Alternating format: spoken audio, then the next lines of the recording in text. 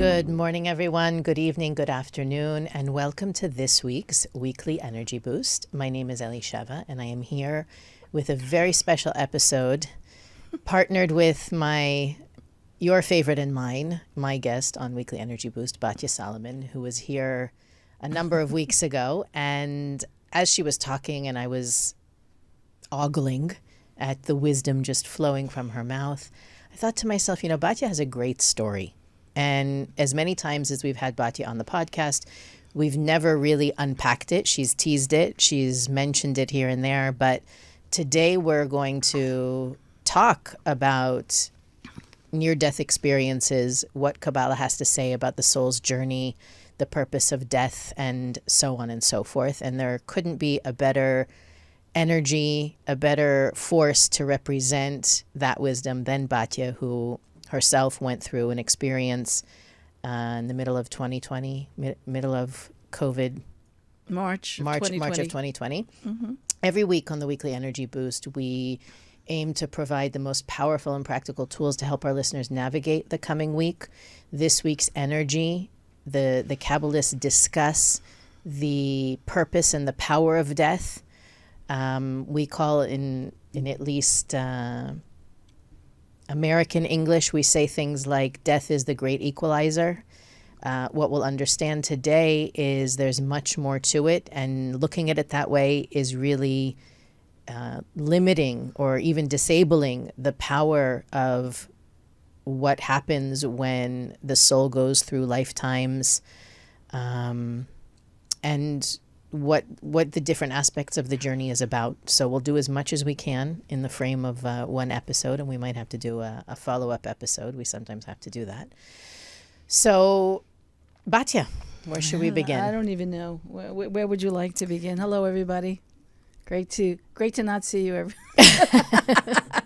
Great to know you're Great listening to be seen. And not know who you are. Yes, but we're all connected. So. Well, maybe we should start with sort of the textbook understanding. What we're talking about today is people who have clinical death or what we call near-death experiences, but have to come back. That's really we all come back.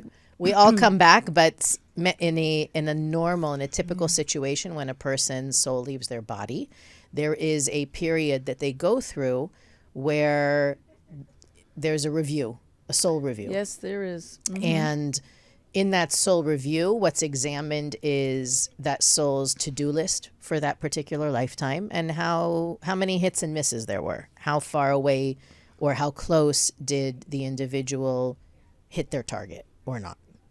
And in life in general, and I remember even David talking about this in a previous episode, when we come close to death, it doesn't even have to be personally. It can be someone we love going through something scary or a car accident or anything like that. It's always an opportunity for us to recalibrate, to right it. We say it puts things in perspective. It makes us focus on the important things.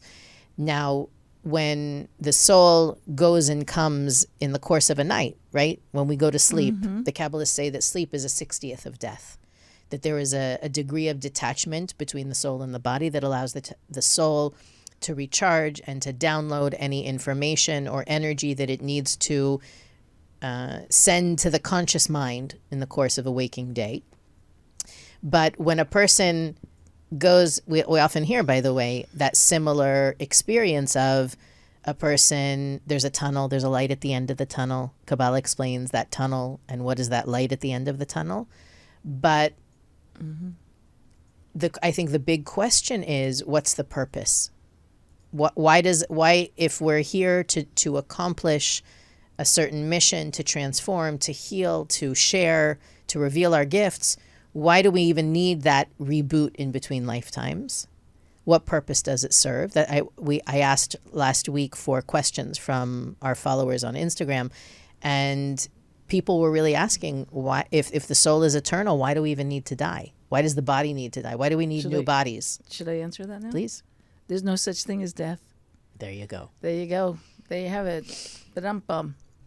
The truth is, there is no such thing as death. The life we're living now, this is dead. What we're doing right now is dead. We're living in a hologram, as what I experienced. And I kind of like, I was thinking, how am I going to describe this? And I kind of hesitate because, to tell you the truth, I never felt more alive than when I was on the other side, out of this little matrix we're all living in. It was the most glorious adventure experience. It completely changed me, changed my demeanor. Well, you know me.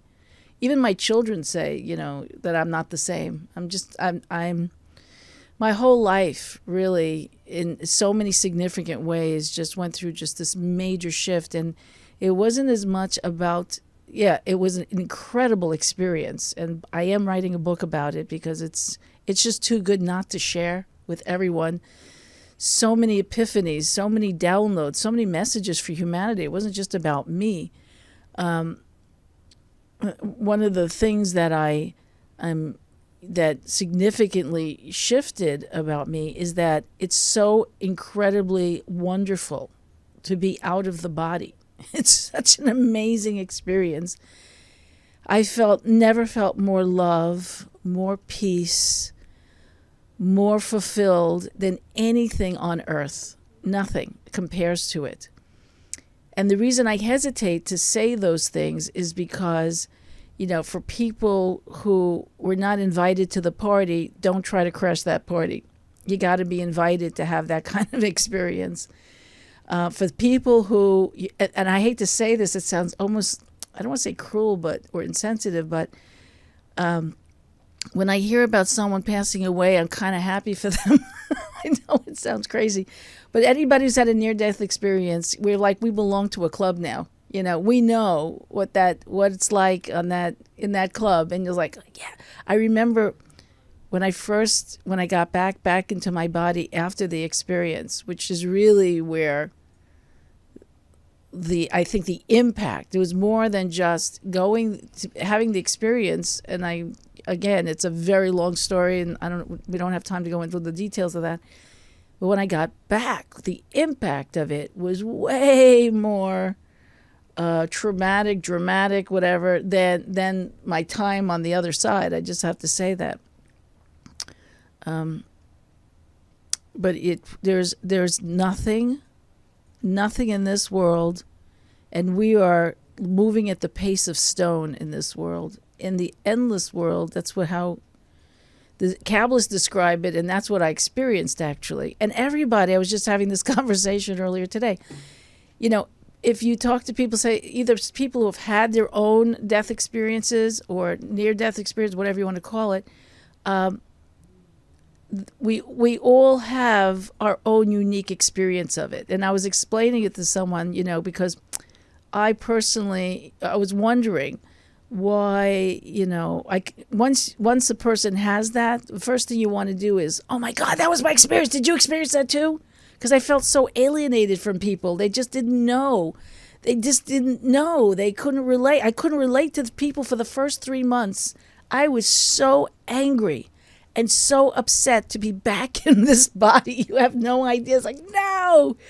But I have a job to do, so they sent me back, and I'm here now. And I guess I'm here now to, not guess, I know that my experience, and everyone has their own unique experience of what it's like to be on the other side. So I'll give you this analogy. So I'm listening to other people's near-death experiences, and there was a show on Netflix about death. I forgot, people were telling me about it. I watched the first episode about this woman who was underwater for 22 minutes, and she had her own near-death experience. And then there's some other scenes, and one of them was a meeting of the people in the room all had near-death experiences, and the coordinator who was running it, or the teacher, whatever, facilitator is a better word, and asking people questions. How did you go, and what did you do? And I watched it and I started to cry. I could feel it now again. Because people just don't understand. They don't understand when you've had such an incredible life-altering experience and nothing changed in their life. They really can't relate to that. And all those people in the room,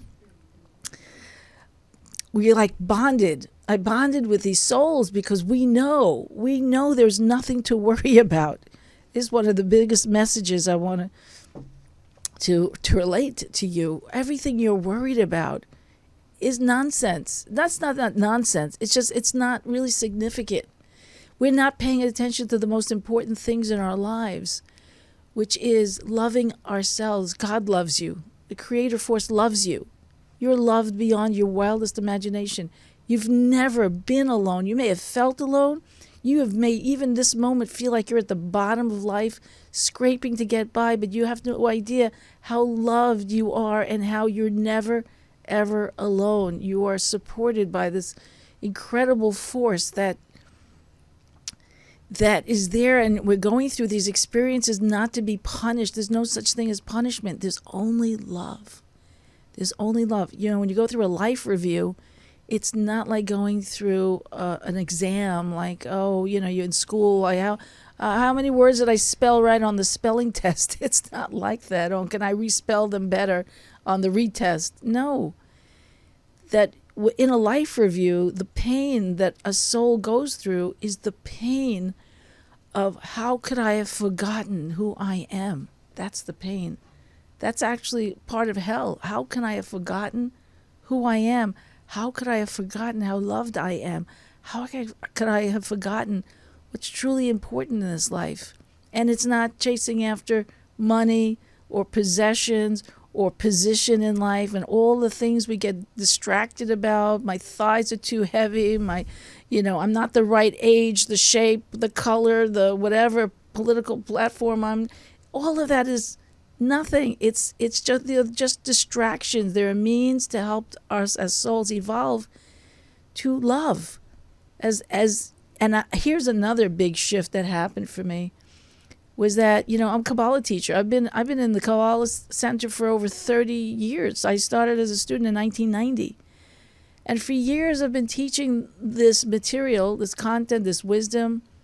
But I have to confess, I've always taught it from the point of view of intellect. But when I got to the other side and I said, oh my God, this is real. This is more real than anything.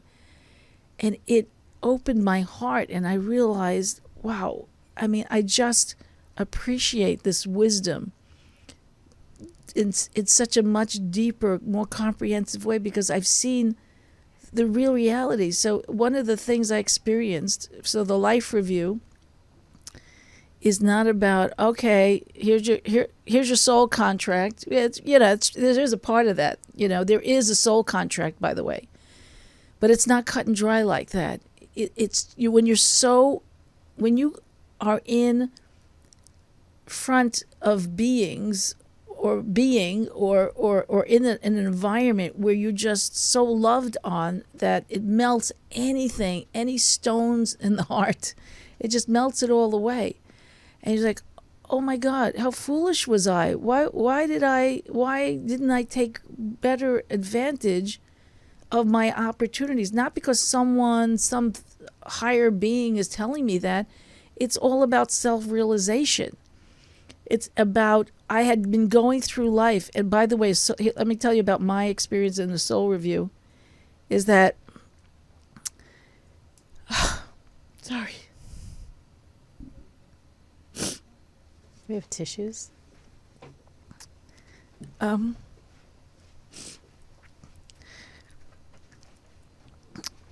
a soul review, I went through, thank you, every painful and traumatic moment of my life. And there were unfortunately many of them. And I wasn't going through it. It's not like, you're watching a movie screen. I was actually reliving in all its glory every painful, traumatic moment I had experienced up until that point in my life. And I was shown that every one of those painful, traumatic moments were actually opportunities that I missed. That it was as if I was going through life without seeing clearly. And as if once I had gone through all of those experiences, I was given I'm going to use metaphor because there's no metaphorical language. I was given the analogy I'm using is like I was given a new lens, a new filter, a new pair of glasses, let's say, and then I went through those experiences from a completely different, relived them from a completely different point of view, a point of view of love, and an understanding that my soul had chosen those experiences so that I would fulfill my soul contract, which is to elevate the consciousness of all of humanity. When nobody is in his for themselves, we're all affecting the collective consciousness of all of us. We're all one soul. And after I had gone through that, it was that transformational experience. Again, I'm using metaphorical language, and this is why the Bible, Zohar, all the scriptures, everything is not literal. Don't take any of it literal. It's all metaphorical and I really appreciate that now, because you can't explain something when you don't have the language for it. And we live in a physical world, so we have a physical language, but there's no language truly for a metaphysical world where there's no such thing as time, and there's no such thing as location or physicality at all. So I have to speak in terms of metaphor, so please don't take anything I'm saying on a literal level. It's so important. It's one of the pitfalls of religion when people take the Bible literally, or any of those, or as if it's a history document. No, it's not. It's an instruction manual. It's a coded instruction manual. Excuse me. Well, one of the questions I wanted to ask you was, what are the messages for us? What messages can you give us so that we don't need to go through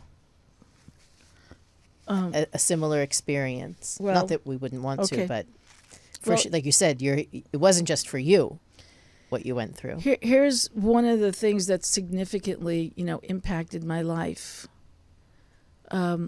Is that, and a lot of us are walking around with shame. A lot of us are just walking around. We don't want to admit it. We try to hide it. We reactively strategize to make believe it's not there. But every single one of us is walking around with a shame of the emptiness we feel inside. And that emptiness is the disconnection that our conscious mind has with our soul, with the expression of our soul. And so that life review was showing me, or bridging the gap of that emptiness. Does that make sense? And so my soul contract, not only for myself, but every time I do something, anytime you do something, and it is for the greater good, and if it's resisting your instant gratification, and if it is for the self-sacrifice in a proactive way, it's not only for me, it's for humanity. My soul contract wasn't about just me. My soul contract is about me and you, and me and everybody who's listening and everybody's not listening to this podcast. That part of my soul contract is I promised that I would elevate or transform the illusion that I'm unworthy to that I am more than worthy, that I am infinitely loved, and you are infinitely loved. So many messages. I don't even know where to begin. I really don't know where to begin. Well, you bring up an important point of, Kabbalah teaches that when we were created as one soul. Mm-hmm. And we then became fragmented into fractals of souls. Yeah. And part of the illusion of the physical reality is that we are separate and distinct and individuals, when we really are collective and one and a whole. I know. I used to say that stuff too, but now I lived it. Like that's an intellectual concept. You can not. No, please don't take that in the wrong way. No, I'm saying the the background is that, and now you have the experience. I went through an experience. So I had COVID. Let me backtrack please. a little bit? Yeah, all right. So what happened was, my nephew died. This my nephew, my 46-year-old nephew, 4 small kids and a wife, and he led a religious life. And he got cancer, and he died. And it was towards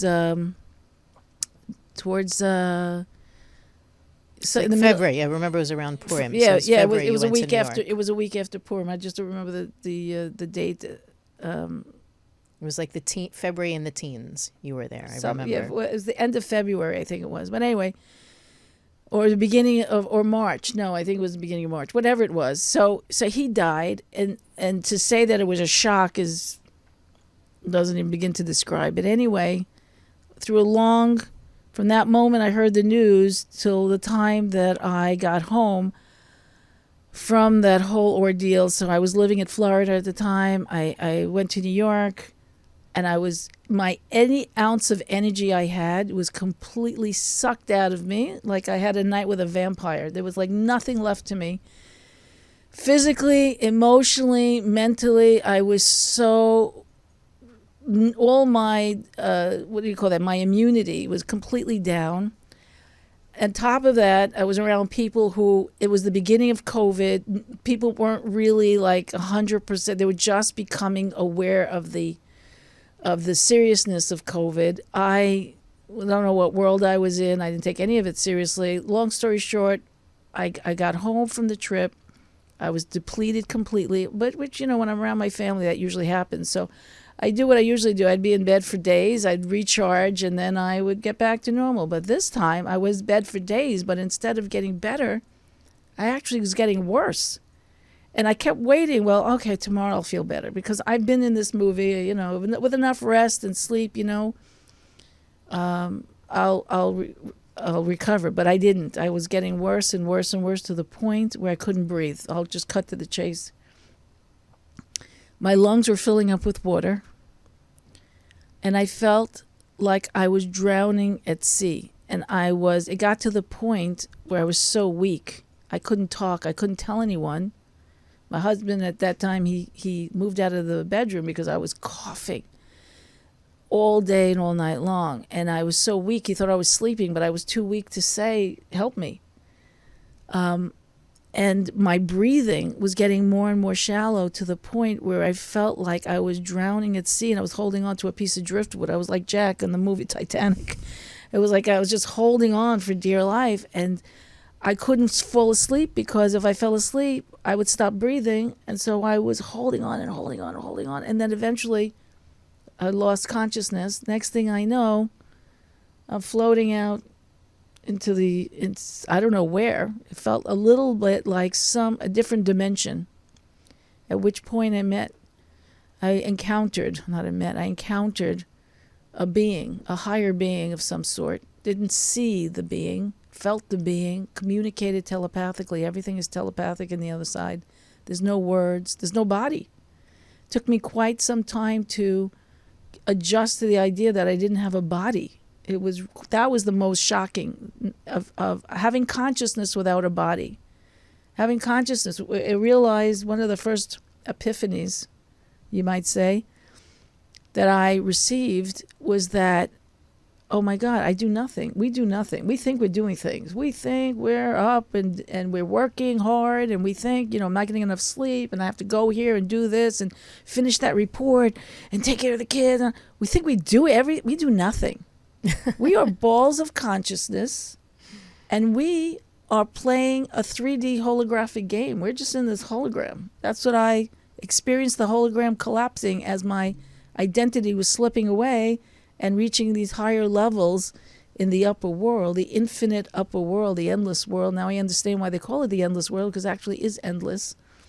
Eventually science, by the way, is going to catch up, because one thing our teacher, Rav Berg, always said, the Rav never treated the study of Kabbalah, even religiously. And some people, unfortunately, consider Kabbalah some sort of a religion. There's Judaism, there's Catholicism, there's Buddhism, and there's Kabbalahism or something like that. And that couldn't be further from the truth. Kabbalah is the science of spirituality. When you start to decode the Bible and the Zohar, you realize, oh my God, the Rav always said this, and I really believe that most people just didn't get or understand the Rav, that this is all, that Zohar is explaining the secrets of 50th century science. 50th century science. We call it, we think, do you really think that in this entire endless universe, which I saw, I had at one point, I was granted access to realize, oh my God, there's millions of galaxies, there's millions of planets, there's so many different life forms in this world. There are so many different beings of existence that is all encoded, by the way, in the Zohar. It's cryptically encoded. And I really understand now why the Bible and why the Zohar is written the way it is, because as you approach these writings, and they're in other, by the way, I believe, so-called religious texts, which unfortunately is called religious texts, but really they're really secret documents of disclosure. Mm-hmm. And that you have to earn the next level of disclosure. Otherwise, it would kill you right on the spot. Because it's so shocking. It's so shocking. A lot of us are walking around thinking that this physical world is all there is, unfortunately. And they think we're the only beings that exist. There's God, like a 5-year-old, drawing. There's God, and then there's us. As if nothing and no one else exists in this entire, I don't want to say universes. All these entire millions and millions of planets, which, by the way, the Zohar talks about the hundreds of thousands of different worlds. No one's paying attention because they didn't have the merit of disclosure. I'm just saying so it has opened up my consciousness in a way that just blows me away. I can't even begin to describe it. I feel so blessed. I feel so lucky, even though I died and I believe I also had a heart attack, because while I was coughing, my heart was pounding so hard in my chest that I felt I was getting punched in the chest so hard. The pain was unbearable. I believe that's what a heart attack feels like. I never looked up the symptoms, but I'm pretty sure that... And there was no one there with you to say what happened. There was no one there, right. I mean, all this is taking place. My heart is... I couldn't talk. I was so weak.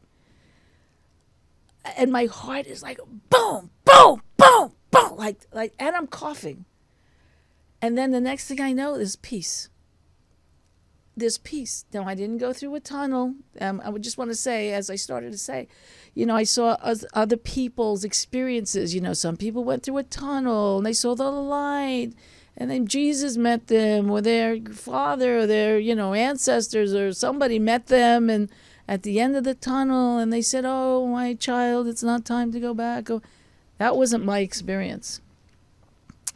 Here's my experience. My experience was like, what I came back with was that I am a soldier in this army of light. And I went down in the field. This is what it felt like to me. And they took me up, patched me up, fixed me up. I saw in Kabbalah we talk about how the soul, when the soul falls for the illusion of this hologram, that a klipa forms. A shell. Thank you. But I experienced that shell as like tar. It looked like tar to me. And my soul, like a sleeve. My soul was like a sleeve of consciousness that fit like a sock. Let's say my being is like a foot. My soul body was like a sock, and my physical body is the shoe. Let's just use that analogy. So the soul that I used in this body, I saw that piece of me was like covered with like 70% of it was covered in this sludge, in this black sticky like sludge. Remember, this is metaphorical. Please don't take it literally. There's no shoes in the upper world. Exactly. Anyway, after my soul review and having this transformative experience about what my life was really all about, which I didn't realize, I saw all the sludge was cleaned away. It's like as if my soul went to the dry cleaners. They cleaned it up, scraped it, and put it back on the way down. But also, it's like I went down in the field. They patched me up, fixed me up, recharged me, and then, enhanced me with this. Right before I came back, I was downloaded like a scene from The Matrix. When they had like hook up those wires and they're like shaking in their chair. it had that experience. Like, I don't know what I was downloaded with. I really don't. I caught a few. It was like being bombarded with all of this. I don't know what to say. Messages, or I don't even know what I was downloaded with. I know it was downloaded like a soldier, like with ammunition to come back into the battlefield. That's what it felt like to me. And then I was discharged, and I ended up right in my body. I got back my body, and I was like, no, I don't want to be here. No. I felt the presence of the creator force. You don't understand. And I realized, I'm jumping around. I'm sorry. Because it's so hard to explain, because we live here in the illusion of a linear time. But once you're out of this illusion, there's no such time. There's only now. And so I'm having a bombardment of all of these experiences that I'm explaining in a linear way, but it was all happening in this one now. Everything is now. There's no such thing as tomorrow. There's no such thing as yesterday. Even my past, my events of this life from being born to that moment, they were all still living. Every lifetime you've ever had is still happening in this moment. So, if, God forbid, a person was, a thief in the 16th century, that thievery is going on right now. And in this, let's say, lifetime, they're being stolen from. They're being stolen from because they're stealing in the 16th century. It's mind-blowing. I hope I'm making myself very clear. Perfect illustration. It's so how do you deal with that? People feel like, oh, I'm the victim of life. What am I going to do? Somebody rescue me? No. You have everything you need. You have a whole team of angels with you. They never leave you. When I was having my life review, by the way, there was this being that was interacting with me, the main being, let's say. I redefine my whole idea of what an angel is, by the way. I didn't say any wings or halo. I think all of that is a bunch of, again, literal interpretation. There was this incredibly loving, I don't even know how to say it, higher dimensional being. And while I was going through my life review, out of the corner of my consciousness, there were other beings witnessing my soul review, like a panel, like a council. It felt to me like the word council. Different kinds of words came to me, different kinds of ways to explain, and I put all of this in the book. It's as I was writing it down, I mean, it's like, oh my God, I have almost 100 pages of this story as I'm writing, and like, it's so deep. It's so many things happen. It was incredible because for me, I chose a particular job to do in this world. Obviously, look, I'm on a podcast with you. Obviously, you are a fellow soldier. Otherwise, we wouldn't be doing this right now. And so is Tony here in the room. He's listening and he's helping us. So we're all on the same team. We're all soldiers in this army of light. Some of us just are more aware of it than others. Chances are, if you're impacted by what I'm saying, you too are a soldier in this army of light, or you wouldn't be in the same resonance. You wouldn't even be. You wouldn't come across your screen if it wasn't. Exactly. If you weren't a part of it. Exactly. So, I lost my. I understand. I'm just like, I'm still back there.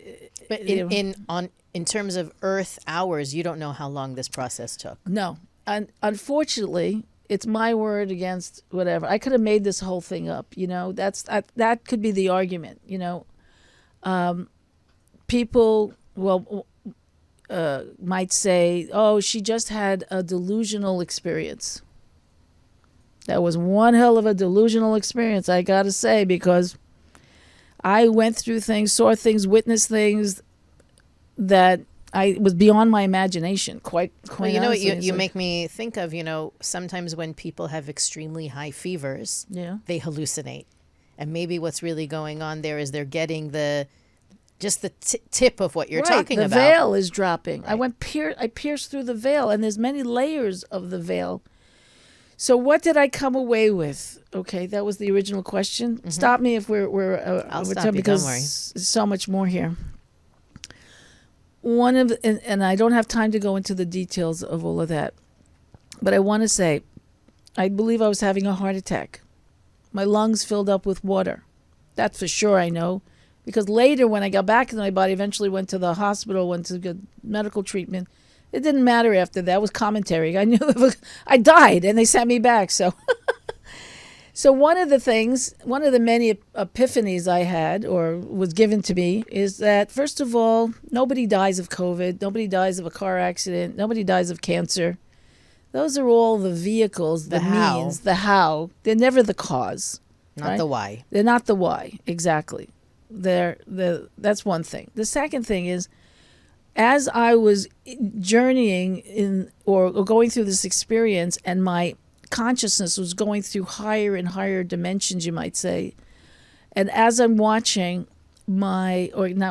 experiencing, my body has slipped away, my soul identity is slipping away, meaning until a certain point, when I thought of my soul, I saw it as a kind of a reflection, you might say, of my looks, the way I look now, the way I am now. But as that slipped away, as the sock was coming off the foot, I wasn't me anymore. I wasn't a woman anymore. I wasn't a wife or mother anymore.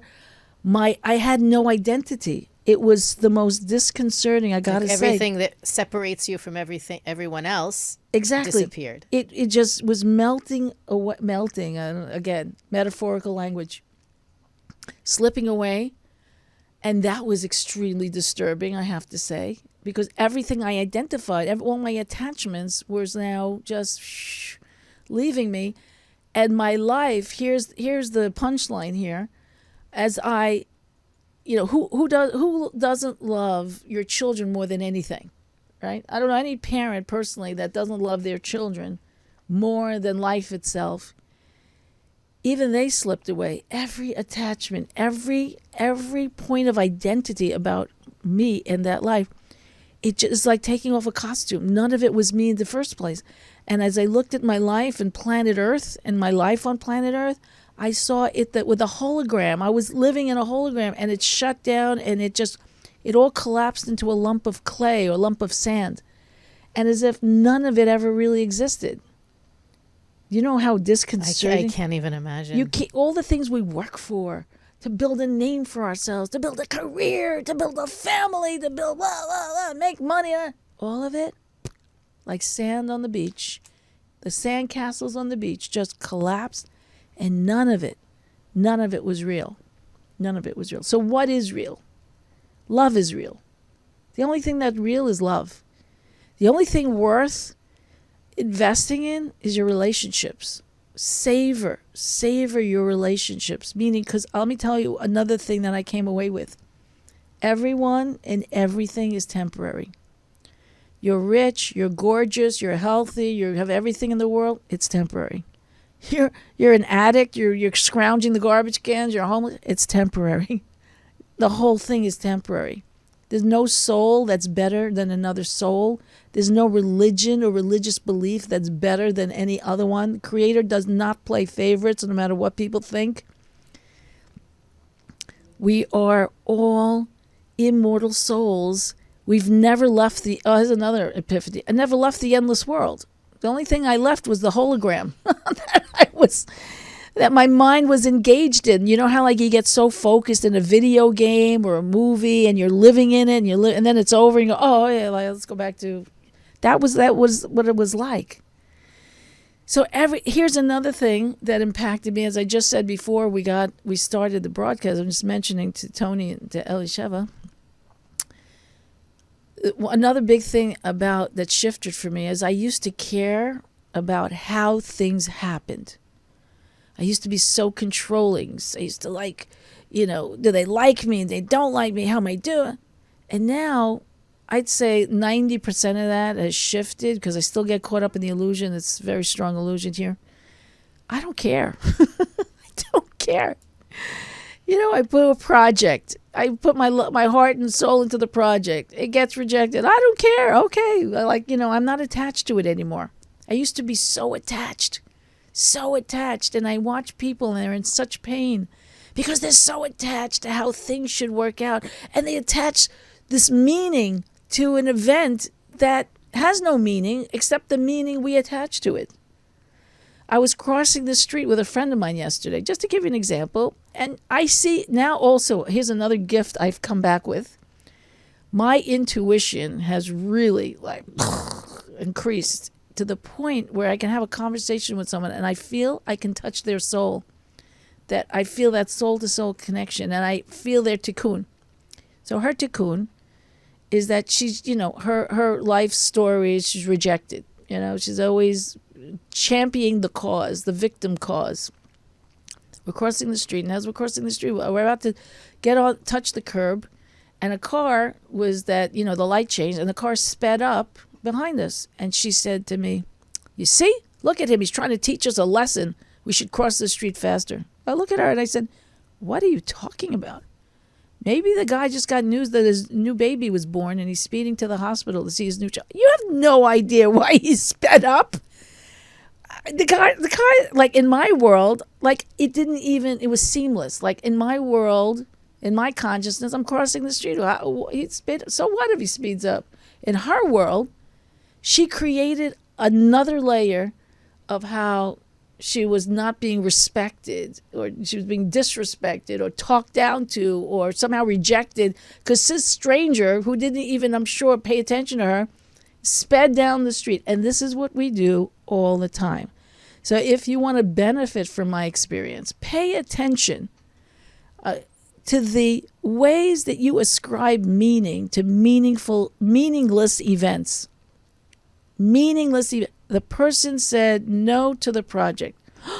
They don't love me. I'm not good enough. They never liked me. I'm changing my job. It's because No, you have no idea why they said no to the project. You have no idea why the car sped up. We fill in, the ego mind fills in these meanings. It's like it creates more illusion. It's based on a person's tikkun, right? I'm sure you talked about tikkun, the repeated patterns. So like when I was in my life review, it was a review of my tikkun. What meanings that I keep ascribing over and over and over again, that I was making myself suffer. We make ourselves sick.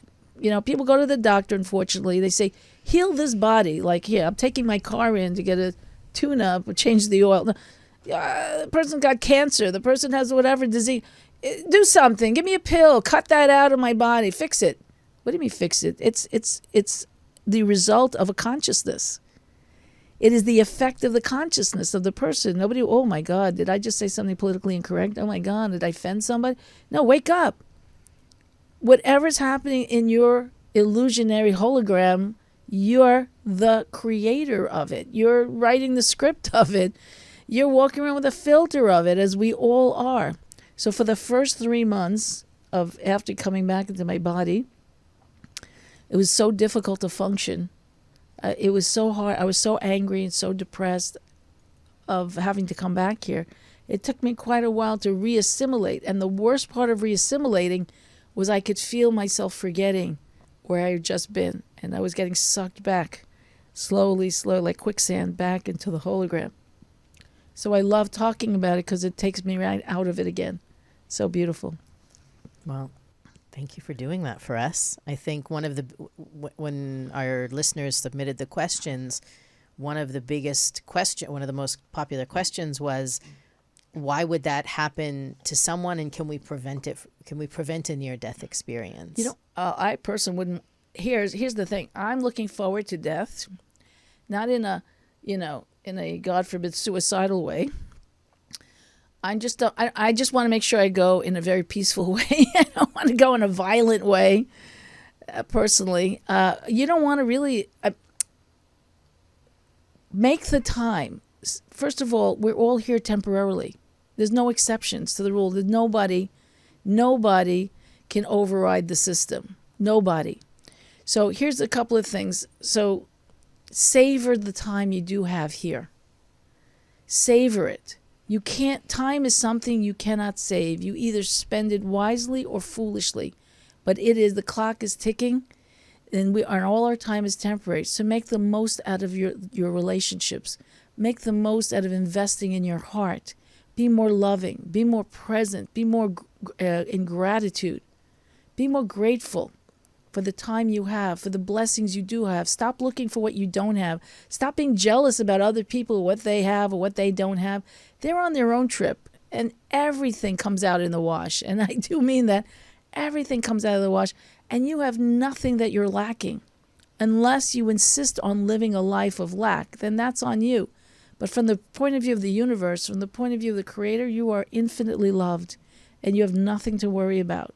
So stop worrying and start being grateful, and start acting more like the Creator energy force so you could feel the Creator. When I felt myself in the, not the Creator, but the eminence or whatever was emanating, that energy force, that it was an indication to me that I was approaching that dimension, it's hard to explain, of the Creator. All I wanted to do was melt into the Creator. I realized, oh my God, this is the purpose of my existence, to be one with this incredible force. I just want to be, that's it, nothing else mattered in the whole world. And that's what each of us, whether we're realizing it or not, whether we're sleeping through life or not, this is really what we exist for. We exist to keep constantly elevating our consciousness, to making more and better choices, to be more love, to reach that higher consciousness of love. And these days, those soldiers like me, like Elisheva, like Tony, like everyone who's listening to these podcasts, we incarnated because we made a promise to the rest of the collective consciousness that we're going to elevate the consciousness of the people, no matter what you hear in the news and all the illusionary crazy things that are going on there, the temporary crazy things. They're all designed to give us the opportunity to say, no, I'm going to inject love and unity to my fellow human beings. I may not agree with them in certain respects, but I am going to treat them with love and respect and human dignity. And I'm going to be on team humanity. I'm not going to play against the other players. I'm going to play with the other players. And I invite you and highly recommend that you do the same. I think we're going to have to continue this conversation during the week. I'm gonna pin Batya down. Maybe we'll do a live on Instagram to answer the rest of the questions that people have about this topic, because it is huge. And I think the most powerful thing you said, at least for those of you who've been listening to Weekly Energy Boost for a while, you know that in every other episode we talk about how our purpose is to create affinity with the light, with the Creator. And what you just said in those last few minutes is exactly the same thing, but from the point of view of on the other side.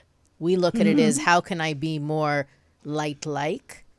And the truth is we are already there. Right. All our work is to create. Stop resisting it. Right. Remove the barriers, the illusions, the distractions.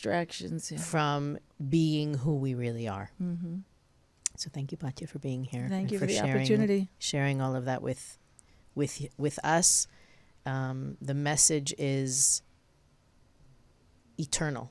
That's really I know that we're relating it to this week's energy because the conversation in the Zohar is around the cleansing properties, what happens around death. But I'm sure that there are people who are listening to this a year later, a year from now, and it's perfect always. You could probably go back to this episode and listen to it anytime you forget why you're here. And the Weekly Energy Boost is available on all podcast platforms. We have a website, weeklyenergyboost.com, where you can learn more about the work that Batya does, the work that we do, look at the podcast archives and whatnot. You can also follow us on social media. Like I said, hopefully this week we'll get a chance to hear more answers from Batya about what's going on and what happens and all that juicy stuff. And if you have any questions, you can write to us at energyboost@kabbalah.com. And we'll see you next week on the Weekly Energy Boost.